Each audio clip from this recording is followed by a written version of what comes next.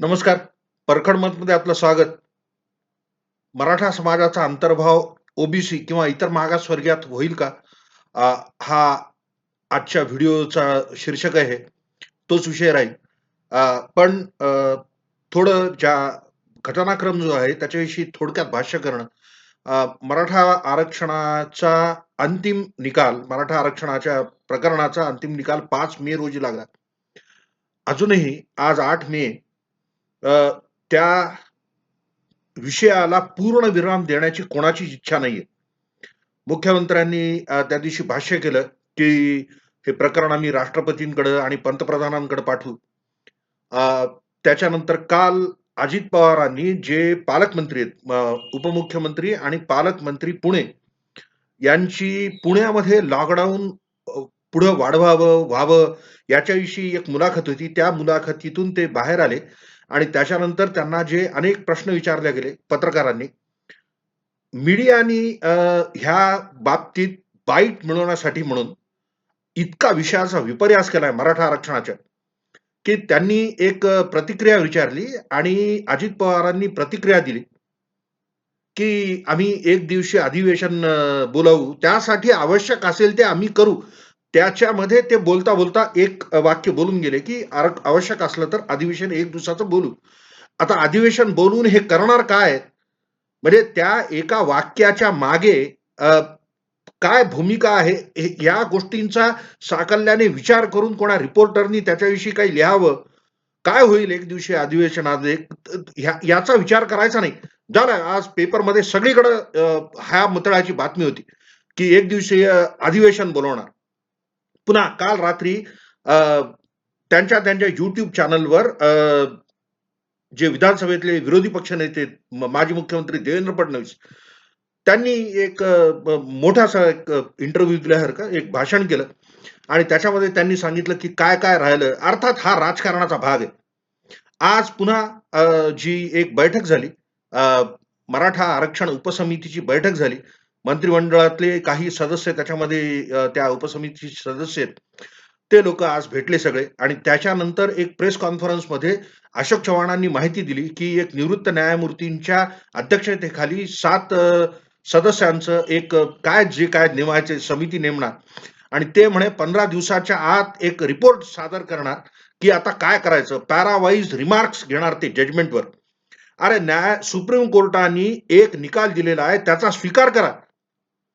जर एक मी खूप उमेदवार खूप जण माझ्या संपर्कात आहेत. म्हणजे आणि प्रत्येकाचं एक म्हणणं आहे, they want finality to the issue.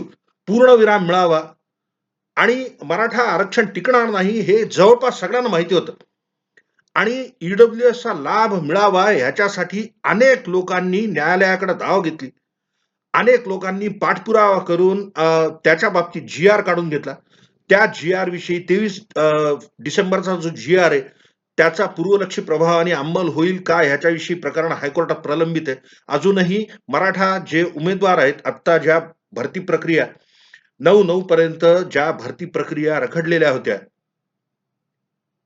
तिथून पुढं 9/9 पासून पुढं सुरू होणाऱ्या भरती प्रक्रिया किंवा इथून पुढे होणाऱ्या परीक्षांमध्ये मराठा मुलांचा समावेश ईडब्ल्यूएस मधून व्हावा हे तर ठीक आहे. मागे ज्या परीक्षा झालेल्या आहेत, ज्यांच्यामध्ये नियुक्त्या राहिलेल्या आहेत बाकी, त्यांच्याविषयी तरतूद करण्यासाठी म्हणून काहीतरी करावं लागणार आहे. त्याच्याविषयी कोणी काही बोलायला तयार नाही. एम-पी-एस-सीनी म्हणे एक पत्र पाठवलंय आणि त्या ज्या जागा आहेत, ज्या मराठा विद्यार्थ्यांसाठी राखीव होत्या, मराठा उमेदवारांसाठी राखीव होत्या, त्या जागांविषयी राज्य सरकारकडून मार्गदर्शन मागवणार एम-पी-एस-सी असं सूत्रांकडून कळतंय. कोणा सूत्रांनी कशासाठी सांगितलं एम-पी-एस-सीनी हे बाहेर? म्हणजे एक ठीक आहे, एम-पी-एस-सीनी पत्र लिहिल्यानंतर त्या पत्राचे काय कंटेंट्स आहेत, ते मीडियाला एम-पी-एस-सीनी जाहीर करून सांगितले, ती बातमी वेगळी. असं सोमवारी करणारे एम-पी-एस-सी ही कसं काय बातमी होऊ शकते? आणि पुन्हा विपर्यास, की त्या ज्या जागा आहेत, त्या जागा रद्द करणार, व्यपगत करणार त्या जागा, अशाविषयी एक बातम्या आल्या. तर हे जे सगळं चाललेलं आहे, हा खेळ सगळा मराठा आरक्षणाच्या भोवतीचं जे राजकारण आहे, त्या राजकारणातून जन्मणारी जी एक दुष्टचक्र निर्माण झालंय, त्याच्यातलंच हे की बातम्या पाहिजेत, सातत्याने बातम्या पाहिजेत. मला एक कोणीतरी सांगितलं, की एका तथाकथित अग्रेसर वर्तमानपत्रामध्ये महाराष्ट्रातल्या एक बातमी म्हणजे पृष्ठभागावर एक बातमी होती आणि मध्ये एक दुसऱ्याच अर्थाची बातमी होती. आणि हे असं सातत्याने चाललेलं आहे. कारण अ, जे माध्यमं आहेत, वृत्तपत्र माध्यम, विशेष करून वृत्तपत्र, टीव्ही वाल्यांचं तर बोलायचंच नाही. वृत्तवाहिन्यांचं काही बोलण्यात अर्थच नाही. पण जे म्हणजे जे वाचक वर्ग जो आहे, त्या वाचक वर्गाला संभ्रमित करणारे मथळे टाकायचे आणि अतिशय ओपिनियनेटेड म्हणजे तरकट जे विचार आहेत, ते तरकट विचार सुसंगत नाही. तरकट विचार सुद्धा बातमी म्हणून छापायची ही जी दुष्ट प्रथा महाराष्ट्रामध्ये चाललेली आहे, या दुष्ट प्रथेला मराठा आरक्षण हा इतका मोठा विषय मिळाला. खैर तो विषय एकीकडं. आज बोलायचंय की मराठा समाजाचा अंतर्भाव ओबीसी मध्ये होईल का? हे याच्यासाठी जरुरी आहे, की जे म्हणजे इतर आरक्षणाला धक्का न लावता वगैरे, वगैरे जे सगळं होतं, हे सगळं आता रद्द झालंय. ज्या वल्गना होत्या, त्या वल्गना खोट्या ठरल्यात आणि त्या वल्गना करणारे तत्कालीन जे भाजप मंत्रिमंडळातले मंत्री, तत्कालीन जे नेते होते, प्रणेते फार मोठे मराठा आरक्षण मिळवून देणारे कोण? तर आमच्या काळात आम्ही केलं, आमचं सरकार असताना हे अजूनही बोलतात देवेंद्र फडणवीस. तर ठीक आहे, ते काय त्यांचं व्हायचं ते होईल. विषय असा आहे, की मराठा समाजाचा अंतर्भाव ओबीसी मध्ये करायचा. ओबीसी म्हणजे अदर बॅकवर्ड क्लासेस म्हणजे इतर मागासवर्गीय ज्यांना आपण ओबीसी म्हणतो त्यांना कॉन्स्टिट्यूशनमध्ये, संविधानामध्ये त्यांचं वर्णन socially and educationally backward classes असं करण्यात आलेलं आहे. आणि त्या socially and educationally backward classes विषयीची 102वी घटना दुरुस्ती जी आहे, या 102व्या घटना दुरुस्तीचा मराठा आरक्षणाच्या कायद्यावर काय परिणाम होईल याच्या चर्चेसाठी म्हणून प्रकरण संविधान पीठाकडे गेलं होतं. संविधान पीठाने असं ठरवलं, ती मेजॉरिटी मायनॉरिटी म्हणजे ती बाबच वेगळी. पण असं ठरलंय, की केंद्र सरकारला हे अधिकार आहेत. याच्यावर सुद्धा मत दुमत काय वेगवेगळे मत आहेत. पण केंद्र सरकारला एखाद्या जातीला सामाजिक व आर्थिकरित्या, सामाजिक व शैक्षणिकरित्या मागासवर्गीय आहे ती जात किंवा वर्ग हे ठरवण्याचा अधिकार आता फक्त केंद्र सरकारला, राष्ट्रपतींना उरला.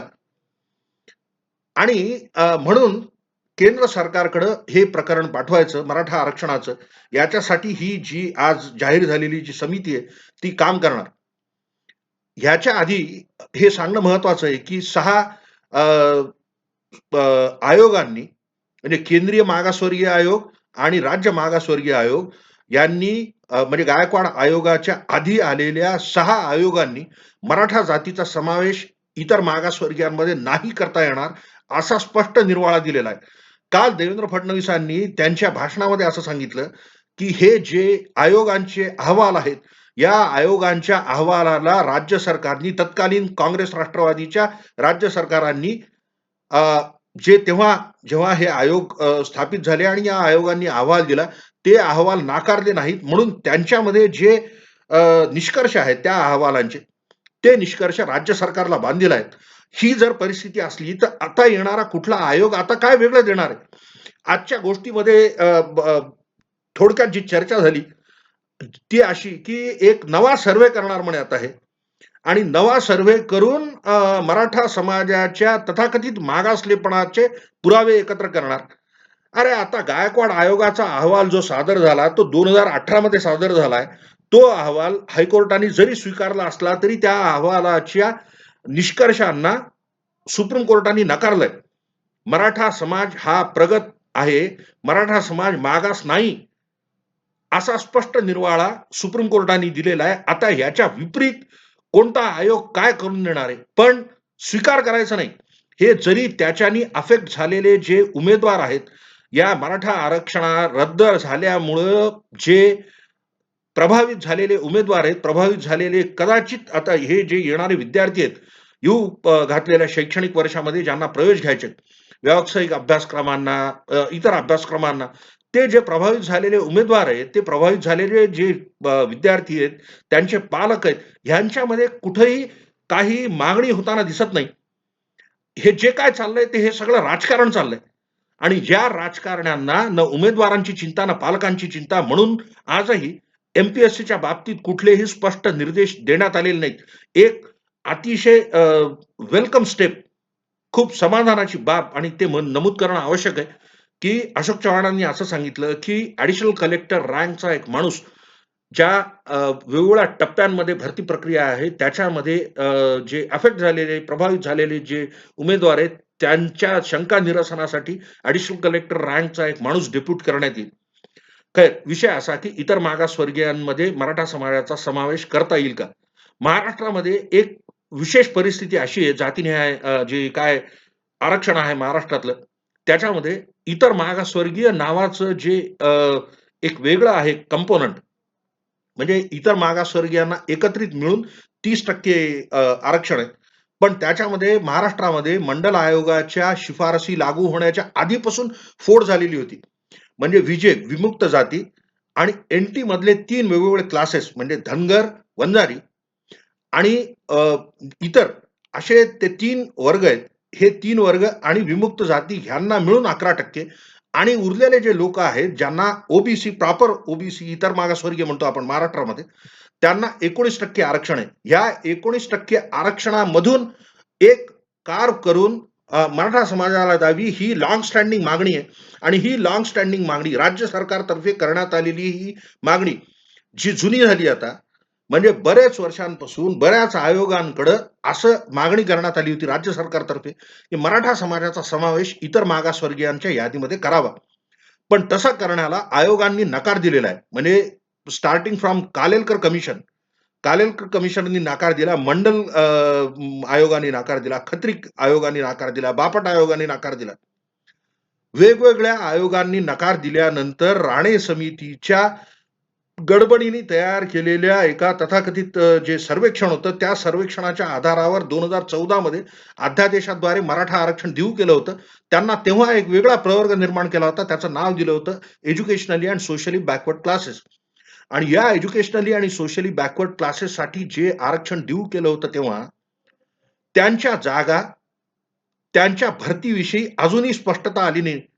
2018च्या कायद्यामध्ये 2014च्या ई-एस-बी-सी ॲक्टला प्रोटेक्शन देणारं एक कलम होतं, कलम 18 आणि त्या कलम 18 मध्ये अशी तरतूद करण्यात आली होती, जे आरक्षण परवा रद्द झालं त्या आरक्षणाच्या कायद्यामध्ये 2018च्या एस-सी-बी-सी ॲक्टमध्ये अशी तरतूद होती, कलम 18 मध्ये, की ई-एस-बी-सी ॲक्टद्वारे जे आरक्षण ड्यू केलं होतं, त्या आरक्षणाबाबतीत सेव्हिंग्ज क्लॉजमध्ये ते टाकलं होतं, की त्या आरक्षणाद्वारे देऊ केलेल्या ज्या नोकऱ्या वगैरे ज्या होत्या, त्या प्रोटेक्टेड राहतील, त्या सुरक्षित असतील. पण एक वेगळा व्हिडिओ करून टाकलाय त्याच्याविषयी मी. ई-एस-बी-सी 2014 मध्ये स्थगिती आल्यानंतर त्या ज्या रिक्त जागा होत्या, त्या रिक्त जागा खुल्या प्रवर्गातून भराव्या. पण त्या 11 महिन्याच्या टर्म्समध्ये भराव्यात. 11-11 महिने किंवा अ, जोपर्यंत निकाल लागत नाही त्याच्यापैकी जो कमी पिरियड, त्या कमी पिरियडसाठी म्हणून त्या जागांवर भरती करावी असं ठरवलं होतं. तर 2018 मध्ये जो कायदा आला, तो कायदा जेव्हा रद्द झाला, तेव्हा त्या ई-एस-बी-सीचं सुद्धा अ, ज्या काही तेव्हा आरक्षित ज्या जागा होत्या, त्या जागा आता खुल्या प्रवर्गाला द्याव्या लागतील आणि त्या जागांची पदसंख्या मंजूर झालेली आहे, सगळं आहे. आता केवळ कायमस्वरूपी त्या जागेवर तेव्हा जे नियुक्त करण्यात आले होते किंवा त्याच्यातल्या वेटिंग लिस्टमध्ये तेव्हाच्या प्रतीक्षा यादीतल्या लोकांना पर्मनंट अपॉइंटमेंट द्यावी, कायमची नियुक्तीपत्र देण्यात यावीत, अशी मागणी अनेक स्तरांवरून केल्या जात आहे. त्याच्याविषयी सरकार काहीही करत नाही. आता मागे लागलंय, की नव्याने सर्वेक्षण करून पुन्हा एकदा मराठा जातीला आरक्षण कसं मिळेल? एक सांगणं असं आहे, की मराठा जातीचा समावेश इतर मागासवर्गीयात करण्यासाठी इतर मागासवर्गीय संघटनांचा विरोध आहे आणि त्याच्यामध्ये अ, जास्ती प्रभावी जे नेते आहेत, त्या कोणाचं नाव घेण्याची आवश्यकता नाही. सगळ्यांना माहिती आहे, महाराष्ट्राला माहिती आहे, की कोण इतर मागासाचे नेते आहेत, कोण इतर मागासवर्गीयांचे प्रवक्ते आहेत. पण त्यांनी जेव्हा मराठा आरक्षणाला स्थगिती मिळाली, तेव्हाच इतर मागासवर्गीयांनी अ, स्वतःचा त्याच्याबाबतचे जे काही विचार होते ते जाहीर केले, की आम्ही आमच्या ताटाला देणार नाही. म्हणजे इतर मागासवर्गीयांमध्ये मराठा समाजाचा समावेश होऊ नये, त्याच्यासाठीच झाले होते हे सगळं जे काय झालं ना. की आरक्षणाला धक्का न लावता, अस्तित्वात असलेल्या आरक्षणाला धक्का न लावता हे जे हास्यास्पद विधान होतं, हास्यास्पद म्हणतोय, की तुम्ही एक वेगळा प्रवर्ग निर्माण करता 50% च्या मर्यादेच्या पलीकडचा आणि त्याला वेगळं नाव देता फक्त सोशल आणि एज्युकेशनली बॅकवर्ड क्लासेस आणि त्या मराठा समाजाला 16% आरक्षण देतात. जे 435 जे जाती आहेत, त्या जातींना मिळून 19% आरक्षण आहे आणि एकट्या मराठा समाजाला 16% आरक्षण. ते सुद्धा जेव्हा कुणबी लोकांचा समावेश ओबीसी मध्ये आहे. तर कुणबी समाजाचा समावेश ओबीसी मध्ये आहे, तर मराठा समाज आणि कुणबी समाज जर समकक्ष असले, असा निष्कर्ष जो काढला गायकवाड आयोगाने, मग मराठा समाजाला तेव्हाच ओबीसी मधून आरक्षण देऊ करायचं होतं, की मराठा, कुणबी मराठा आणि मराठा कुणबी शिवाय काही जाती आहेत असं माझ्या परवा वाचनात आलं त्या प्रवर्गामध्ये, त्या कॅटेगरीमध्ये ओबीसीच्या. तर ते असे ना, पण जो मराठा समाज आहे तो जर कुणबींच्या समकक्ष आहे, तर त्यांना सुद्धा लॉजिकली ओबीसी मधून आरक्षण द्यायला पाहिजे. पण कुणबी आणि मराठा हे दोन डिस्टिंक्ट आहेत. हे दोन वेगवेगळे समाज आहेत. हे दोन वेगवेगळ्या जाती आहेत.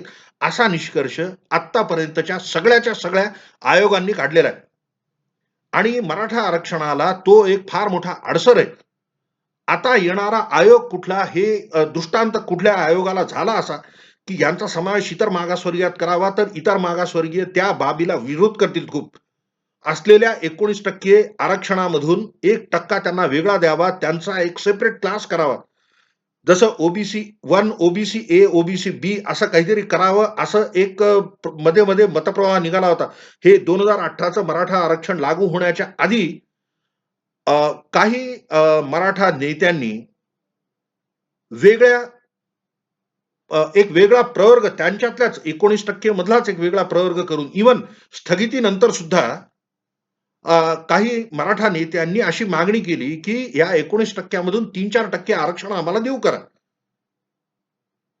तर हे जे काय चाललेलं आहे, ह्या सगळ्यामध्ये राजकारणाचा जो भाग आहे, तो राजकारणाचा भाग असा, की आम्ही आरक्षण तर देऊ, पण ओबीसींना आम्ही धक्का लावणार नाही, कारण ओबीसींचं संघटन फार मजबूत आहे. इतर मागासवर्गीयांचं जे संघटन आहे, ते खूप मजबूत आहे. ते कुठल्याही प्रकारे हे राजकारण्यांना हे करू देणार नाहीत. आणि राजकारण्यांना जी व्होट बँक्स ज्या पाहिजेत, त्यांना जे मतपेट्या ज्या पाहिजेत, त्या मतपेट्यांच्या राजकारणामध्ये त्यांना अस्तित्वात असलेल्या आरक्षणाला खरंच धक्का नाही लावता येणार. मनीषा काहीही असली तरी त्यांना धक्का लावता येणार नाही. मग इतर मागासवर्गीय म्हणून जर मराठा समाजाचं आता जर नव्याने करायचं झालं, तर हे तर राज्य सरकारने मान्य केलेलं दिसतं, की तसा अधिकार identification of A particular class as social and educationally backward म्हणजे ओबीसी म्हणून एखाद्या समाजाचा समावेश, अंतर्भाव किंवा त्याची ओळख जर करायची असेल, तर तो अधिकार आता केवळ राष्ट्रपतींना आहे. राष्ट्रपतींनी राज्यपालांच्या शिफारसीवरून किंवा राज्यपालांशी कन्सल्टेशनमध्ये एखाद्या जातीचा समावेश त्या प्रेसिडेन्शियल लिस्टमध्ये अनुच्छेद 342 अ मध्ये आर्टिकल 342 ए नुसार जी यादी तयार होईल, त्या यादीमध्ये मराठा जातीचा समावेश जर केला, सामाजिक व शैक्षणिक मागासवर्ग म्हणून, तर आणि तरच मराठा जातीला इतर मागासवर्गीयांचं आरक्षण मिळेल. आता दुसरा कुठला प्रवर्ग तयार करून देण्याची कवायत कदाचित सरकार करणार नाही. इच्छा फक्त एवढी आहे, की लवकरात लवकर मराठा आरक्षण टिकणार नाही, मराठा आरक्षण आता देता येणार नाही, या वस्तुस्थितीची जाणीव सरकारने करून घ्यावी. जी उमेदवारांनी केलेली आहे, याच्या बाबत मला अनेक लोकांनी फोनवर सांगितलेलं आहे, की सगळ्यांना हे माहिती आहे, की मराठा आरक्षण देता येणार नाही. आणि हा विषय कायद्याचा आहे, हा विषय घटनेचा आहे. आता घटनेचा झालाय तो.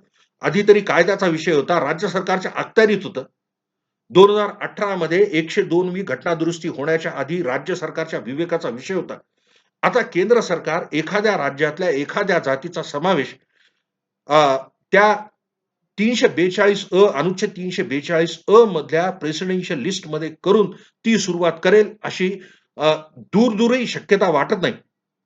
आणि म्हणून आताचे जे प्रपंच चाललेले सगळे ह्याच्यामध्ये पुन्हा वेळ वाया जाणार आणि पुन्हा जे धोरण घेतलं होतं, की मराठा समाजाचा समावेश इतर मागासवर्गीयांमध्ये करून ज्या भरती प्रक्रिया रखडलेल्या आहेत त्या पूर्ण कराव्यात. त्यांना जी फायनॅलिटी आली असती मराठा आरक्षण सगळ्यांनी सांगितलं होतं की मराठा आरक्षणाचा अंतिम निकाल लागल्यानंतरच भरती प्रक्रिया सुरू होती. तो अंतिम निकाल 5 मे ला लागला. पण त्या अंतिम निकालाचा स्वीकार करावा हे काही दिसत नाही. अजूनही म्हणे ती चाचपडणारी शक्यता की त्याच्याविषयी पुनर्विलोकन याचिका रिव्ह्यू पिटिशन सादर करता येईल का? हे निष्णात वकिलांकडून मत मागवणार आहेत. मग आतापर्यंत जे काम करणारे वकील होते ते निष्णात नव्हते. म्हणजे किती दिशाभूल करणार आहेत समाजाची अजून आणि किती वेळ वाया घालवणार आहेत.